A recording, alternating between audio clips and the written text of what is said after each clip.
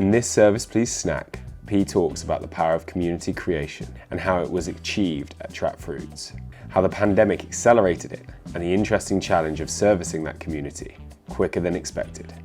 Learn by doing, as Peigh says. Converting that online community into sales is one thing, but retaining them is even harder. Peigh takes you on that journey and how it's really been not a walk in the park. So I think one of the things in which you've sort of alluded to a little bit was, with Safia and like her community and stuff like that, and then they latched on to Trap Fruits, and then a community started to rise. I think obviously, you said it was catalysed a lot through the pandemic or at the beginning of the pandemic, and I think people had a lot of time to look at things that were going on and also to support fledgling and startup businesses and stuff like that.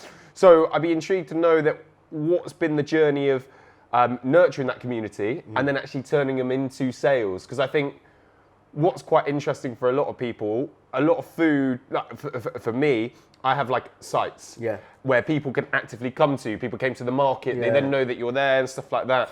It's a very different journey when you're sort of like in the ether. So it's like, I'd love to understand about getting that community, getting it onto a website, the development of the website, and that's a constant like evolving process as well, how all of those things. So I imagine that's been a real eye opener. Yeah, I'm smiling because just even that journey was, when I was talking about, kind of me learning and all of that. That was me. That was physically me using a different side of my brain and learning on the job. Just to kind of answer your question, I think the community aspect of it. I think in us starting, or at least kind of like, showing up in the, like kind of in the pandemic, in the time of pandemic, that was a time when people were pulling together to support one another, So I think that was when we saw community at its kind of fullest, at its best. People were wanting to support each other. Someone would go and drop some milk to their neighbor, or drop some bread to someone, or someone would go and do shopping for someone else, or an old lady, or whoever it might be, an old relative. So your mate's got COVID, so you're going to leave a care package on their doorstep. That's when everyone banded together, and we really showed the world what community is and what it means to us. So I think, it was quite lucky that we kind of arrived at that same sort of time. And in terms of turning the community into customers and that journey and from the website, so it all started from Instagram. Everything started from Instagram, so it was, and even if you think about Instagram, that's an online community, right? It's like, it is still an online community. So everything started from Instagram. So I would just constantly be on Instagram. Like I said, I work in advertising full-time, part-time or freelance or whatever. So I was fortunate enough that I was in between gigs, so I was in between freelance gigs. So that, coupled with the fact that it's a pandemic, I had a lot of time on my hands. So I was on Instagram all day, like literally all day and night, like battering, just the typical tropes, like commenting on somebody's post, doing that, hashtagging, just the typical stuff. And so I was growing the online community that way. But how we got from people from there to the website was a journey, and I'll take you on it. So at first, people would just DM us and say, hey, can I get a box? This is my address. So yeah, fine.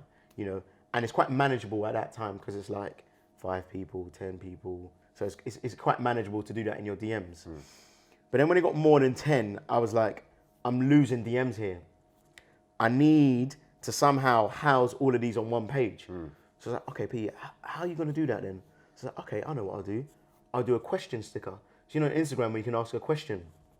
So I said, if you want a delivery, just type your postcode here. So they typed their postcode. So then when you look at all your questions, you have it all on one page. So I was like, oh, great, easy. Okay, perfect. So then that worked. And I was like, so then that got more. And then it was like 20. I was like, okay, yeah, this is going to be a bit long. I was like, okay, what do I do now then? I was like, oh, I know what I'll do. I'll make a Google form. And then I'll say, look, if you want a delivery, fill in this Google form, because the Google form captures the data into a spreadsheet.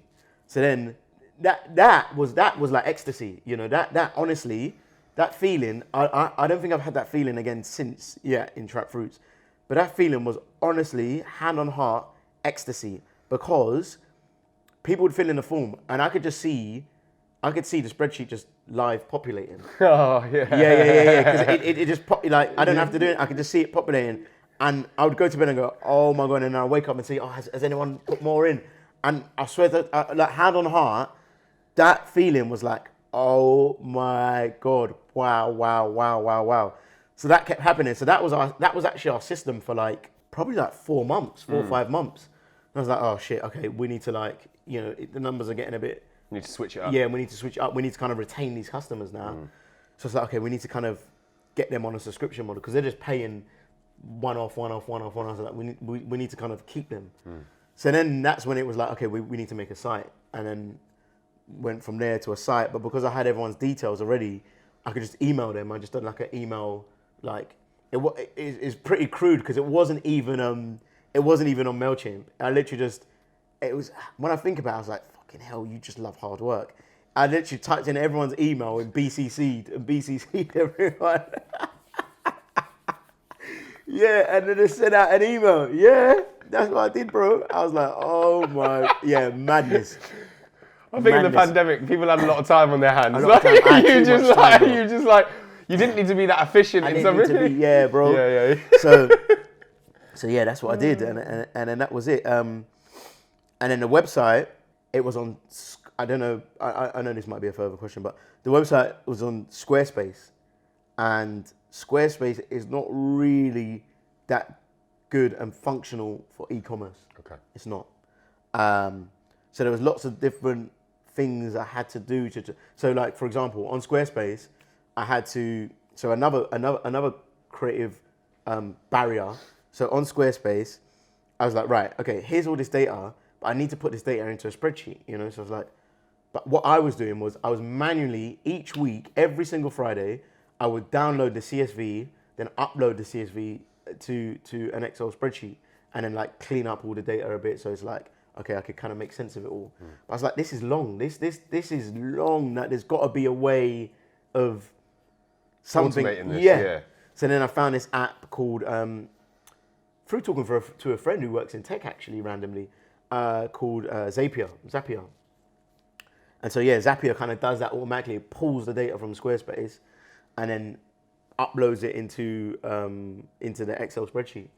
So then that alleviated one thing for me as well. So it's been a bit of a journey, but like all of these little creative problem issues and solving, I kind of get kicks out of it. You are frustrated in the moment, you're like, for fuck's sake, but once you kind of get over that hurdle and you do it, you're like, oh yes, yeah. So you do get kicks out of it. So that was kind of the journey from taking people from just on Instagram to them being customers that would kind of repeat customers that would come back every month on a subscription.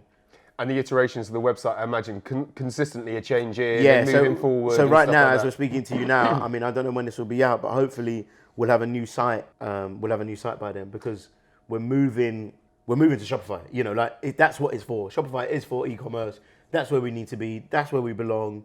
So we're kind of doing all of that now in the background. So hopefully by the end of this month, all of that's live with new photography, lots of social content, all of that stuff. Yeah, so we're just kind of building all of that in the background because typically when people start projects, businesses, they kind of do a lot of R&D and all of that beforehand. They do all of their research and development. They do all of this before they even launch and go live, right?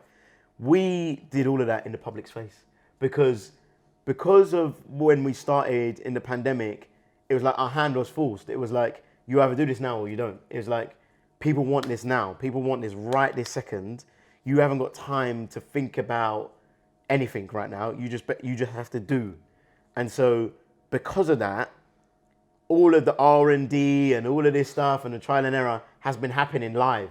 So it's almost felt like we've been chasing our tail or been in a hamster wheel, but that's just kind of the way the cards were dealt in a way. Yeah. No, but I think, it's like, trying to take off a plane while it's like half apart on the landing strip. You know what I mean? Like building it as you're going. Literally, So, it's been, and it's only been like, I suppose, 2 years trading fully. So I'm quite happy for what it's been so far. Yeah. Yeah, and I think it's really important. I think, like you said, a lot of people, you created something, that community kind of situation, and they were demanding, and you didn't really have time to be able. It was just like people were asking. You've been like, who wants a delivery? And then it's like suddenly there's 20 people that want a delivery, and you're like, right, okay, and it's like it's just moving.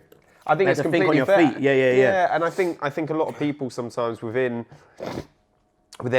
anything, people look at a situation and they're like, that's an overnight success. Yeah. And people actually don't look at the journey that's been on. And actually it's like, I made this amount of mistakes. I ordered 500 boxes that were the wrong size. So many. I ordered like this, many. and I didn't. You know what I mean? It's like actually, unfortunately, the way in life in which you actually overcome hurdles is by sometimes making the mistakes.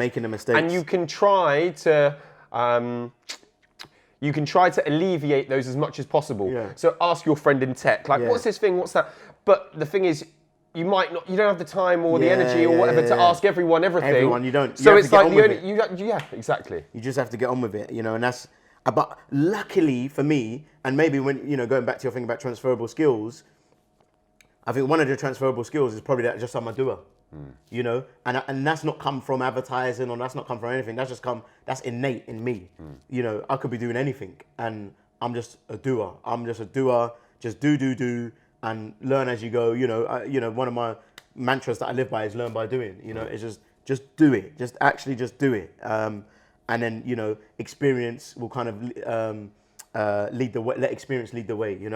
So that's kind of my thing. So I think again, if you go and sorry to circle back, but transferable skills, I would definitely say is I'm just a doer. Because a lot of those things, a lot of times I could have just been like, I could have gave up. Really, I could have just. I mean, we've probably not even hit our hardest problems yet, but I could have just sunk my head in.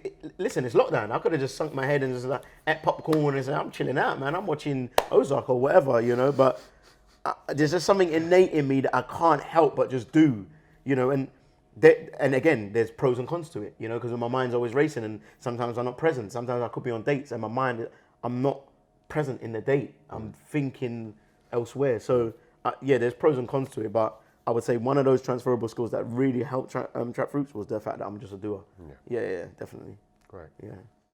I hope you enjoyed that snack from the full episode with Peigh of Trap Fruits. If you could tell one other person about this podcast, or even use their phone to like, follow, and share, it will be much appreciated. You can also go one step further and become a patron of the podcast via www.serviceplease.io. Any monthly contributions will help amplify the voices of the hospitality and wider food industry, enabling more people to understand the innovations and daily struggles of one of the most dynamic sectors, and of course, the tastiest.